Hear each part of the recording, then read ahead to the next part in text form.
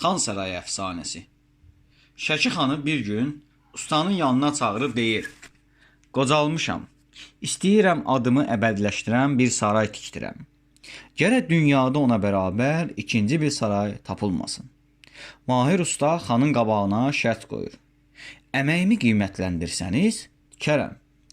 Xan dərhal razılığını bildirir. "Əgər saray ürəyimcə olsa, o qurub yaradan əllərini qızıla tutaram." Qoca usta qoca xana etiraz edir: "Qızıl qiymət ölçüsü deyil, xan. Mən istəyirəm siz sənətə, sənətkara qiymət qoyasınız." Xan ustaya söz verir.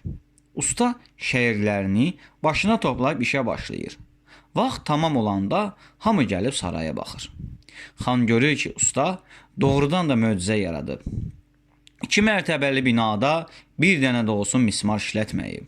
Əlvan rənglər, heyrət doğuran şəbəkələr, divarlarda məhəbbət və qəhrəmanlıq dastanlarından götürülmüş süjetli şəkillər, günəş işığında bərq vuran şüşə günbəzlər əsl sənət incisi idi.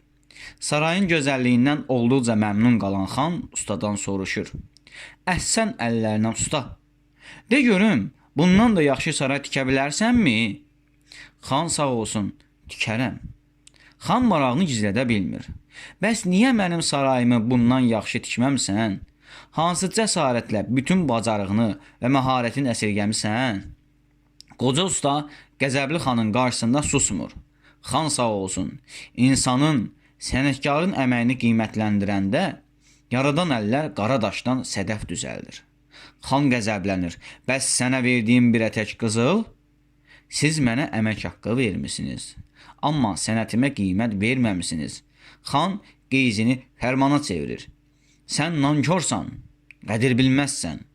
İndi sənin yaradan əllərinin başına bir oynaçım ki, bütün ustalara, sənətkarlara dərs olsun." Xanın əmri ilə qoca ustanın yaradan əllərini, bir ölkənin yaraşığa mindirən əllərini kəsirlər. "Sən zalımsan, zülmkarsan. Ancaq beləsi yaradanı kəsə bilər. Onu bil ki, onun yaratdıqları intiqamı səndə qoymayacaq. Onların arasında rahat nəfəs ala bilməyəcəksən. Keyf işrət məclisləri qura bilməyəcəksən. O binalar sənin deyil, mənimdir. Onlar səni qəbir kimi sıxacaq." Xan usta istehza ilə gülür: "Yaradan əlləri kəstirmişəm. Onlar bir də qurub yaratmayacaq." Qoca usta əllərinin ağrısını unudur. Xandan betər istehza ilə gülür: "Sənə elə gəlir ki, mənim əllərimi kəsmisən. Amma buna sənin gücün çatmaz. İndi mənim əllərim şəirlərimdədir.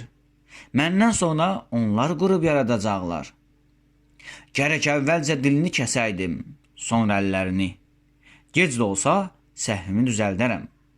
Xan böyük, tarixi abidələr yaradan bir sənətkarı öldürtdürür.